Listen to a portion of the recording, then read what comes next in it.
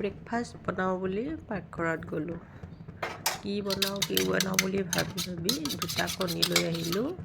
এনেকৈ ফেটি ল'লোঁ নিমখ অকণমান দি, আৰু ইয়াক একেবাৰে ভুজিয়া কৰি ভাজিলোঁ। কণী ভুজিয়া এনেকৈ ভাজি ল'লোঁ।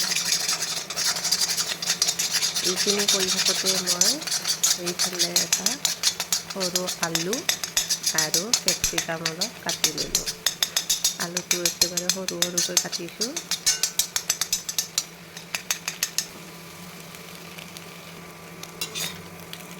কণীখিনি ছাইড কৰি থৈ দিলোঁ।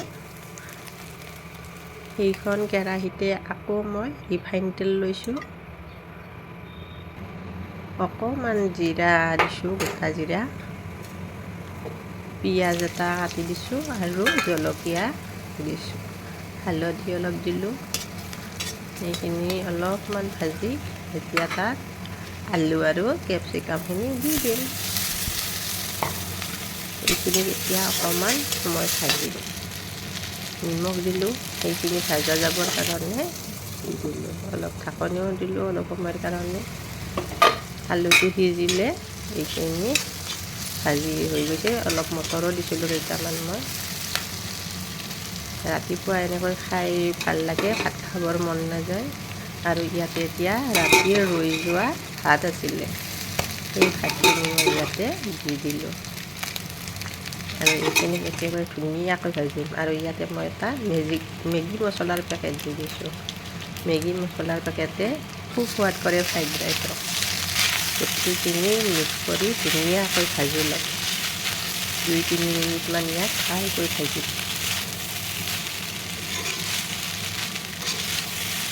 জুইটো হাই ফ্লেম কৰি দি ভাজিম আৰু সোৱাদ অনুসৰি নিমখ দি দিম।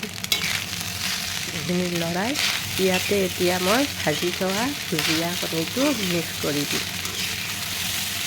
মিক্স কৰি দি ধুনীয়াকৈ লৰাই ভাজিম ইয়াক, আৰু হৈ গ'ল মোৰ ফ্ৰাইড ৰাইচ।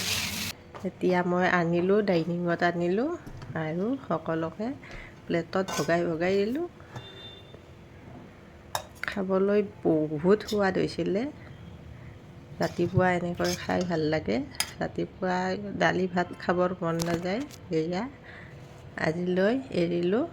বাই বাই সকলোকে। গুড মৰ্ণিং, সুপ্ৰভাত।